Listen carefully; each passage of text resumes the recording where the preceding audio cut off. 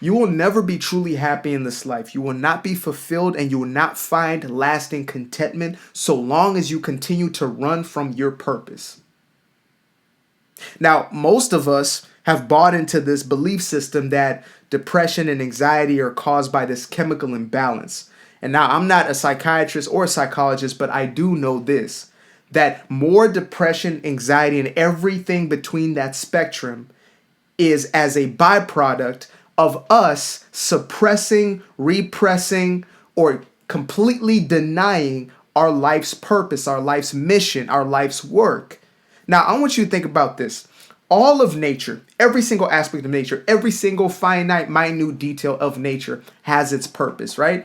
You look within your own body, every single organ is serving a purpose. Every single cell is working in a very specific way to produce a sort of result, and that is its purpose. Then you look outside of yourself, the tree is giving off oxygen while you're giving off exactly what that tree needs. The rest of nature is working in that very same symbiotic way.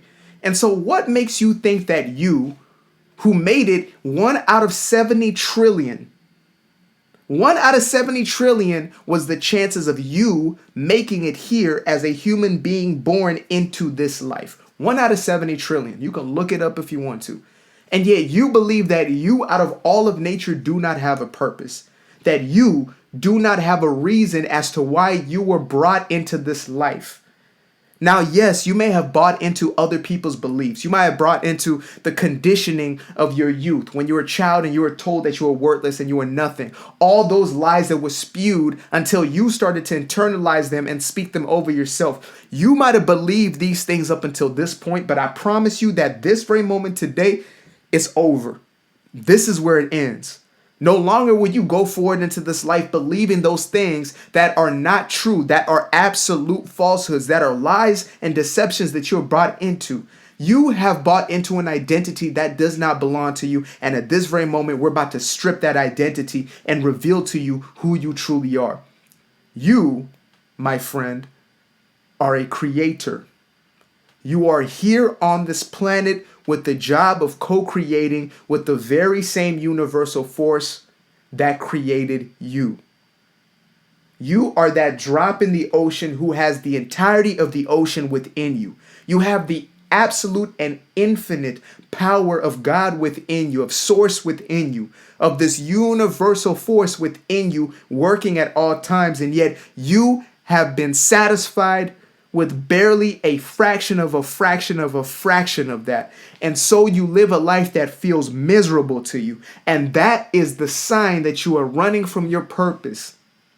When you find yourself in a place where you're continuously looking for a relationship, you continuously getting into drama, getting into situations, getting into toxic environments, getting into places and spaces that you tell yourself you're not going to, addictions, whatever it may look like, all of these distractions in this world, when you find yourself in this continuous cycle, it's simply because you are running from your God-given purpose. You're running from the thing that you have been placed here to do. There is work that you are here to do. And that work is the most satisfying, most gratifying thing you will ever have or ever experience in this entire known and unknown universe. There is nothing more satisfying than to do the things, than to live from the place of where you originated. Let me clarify that. If you were created to be a writer, it does not matter what you do with your life. You will always feel a sense of something is missing. Something is lacking. I'm not saying that, again, you can't find inner peace and cultivate that. That is all within. But I'm saying that you will always feel as if something is off, something is wrong, until you sit and write. And I'm not saying that the very moment or every single time you sit to write, you're going to feel enthusiastic and excited because there's so many stories playing in your head about who you are and who you're not, right? For myself, it was the stories or the lies in my head that this is not who I am. I can't truly do this. I can't write something that people want to read, or I can't record something that people want to watch, or something people want to listen to over and over. There's no way. Me? Who am I to do that? That belief was playing in my head in the beginning of when I started to step into my gift. But even with that conversation, those lies going on, as soon as I stepped into the thing that I love most, it evaporated and I felt powerful. Like you're watching this right now, you might think to yourself, man, he's confident in front of camera. It's because he's had so much time in front of the camera, this, that, and the third. Not necessarily. Like there are some people who have never really done the thing that they're here to do, the thing that they actually are obsessed with. And yet the moment they step into it, you would say they have a natural quote unquote talent or aptitude towards it. That's because it's been brewing in you. It's been in you for a lifetime. You have an individual like Quentin Tarantino who he never went to film school, right? One of the greatest directors of all time, at least by most people's standard. He never went to film school.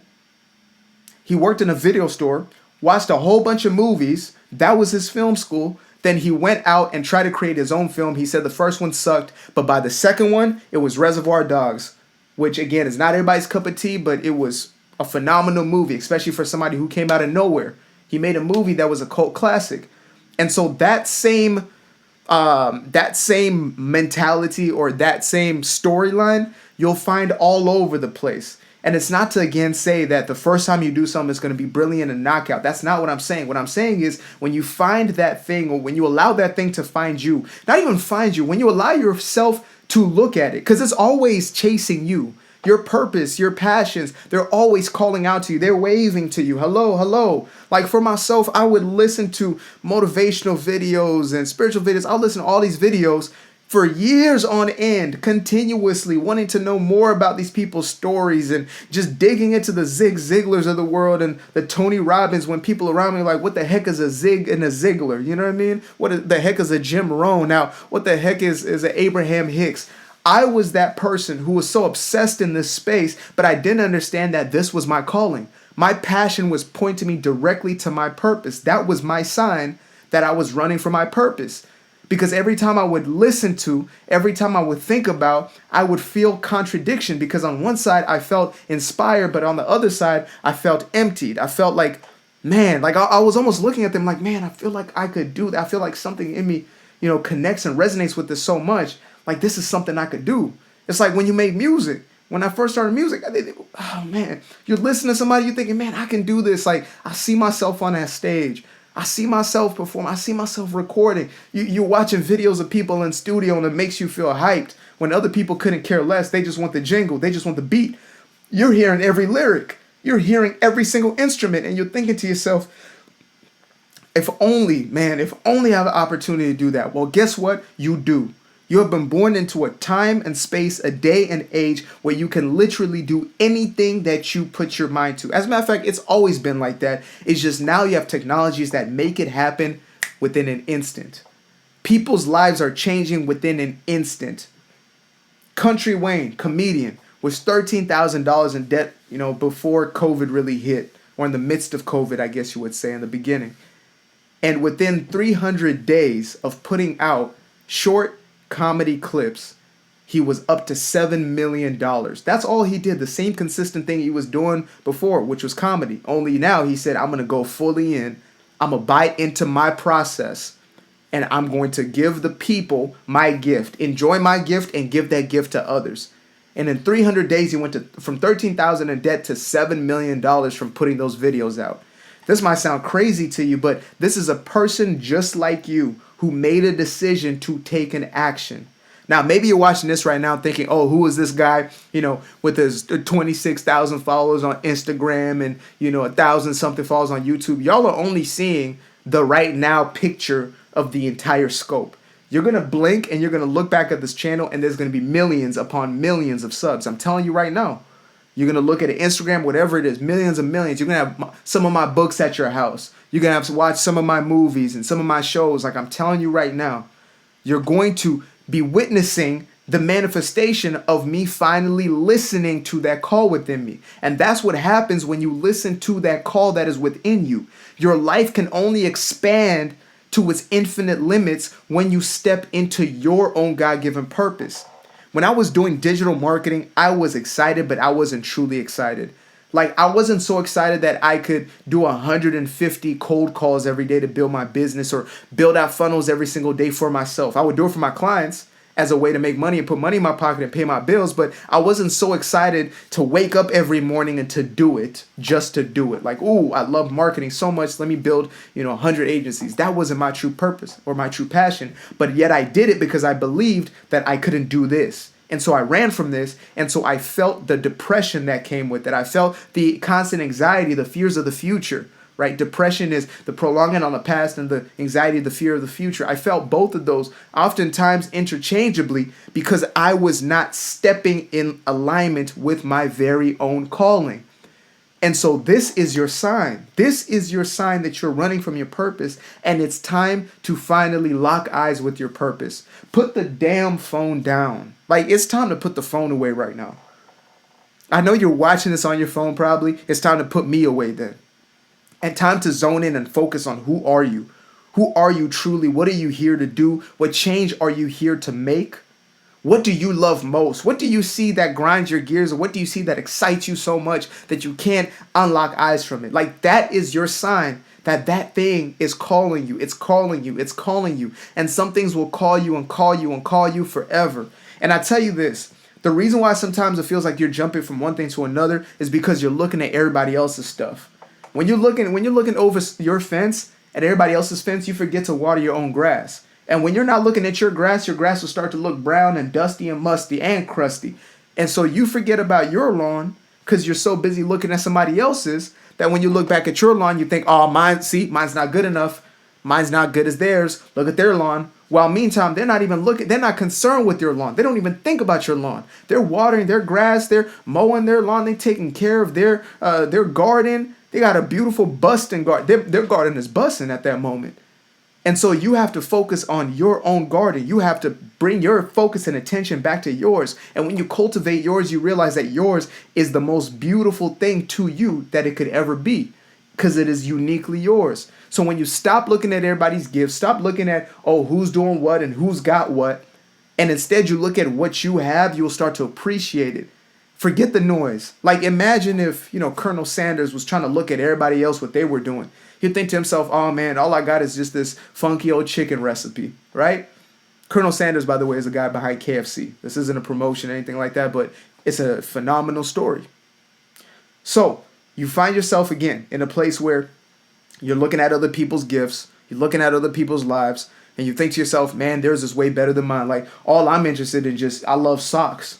Maybe you love socks and you're supposed to build, the biggest custom-made sock company in the world. Maybe like Gary Vaynerchuk said, you love the Ninja Turtle so much and you're supposed to create, the biggest Ninja Turtle community and podcast in the world.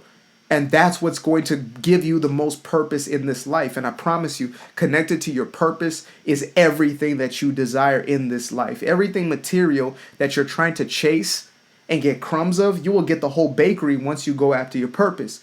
Because you are living from a state of so much energy, so much power, so much passion that you are driving those things towards you. You're attracting the very same things towards you. You are bringing people into your ecosystem because people buy into self-belief. People buy into purpose. People buy into passion.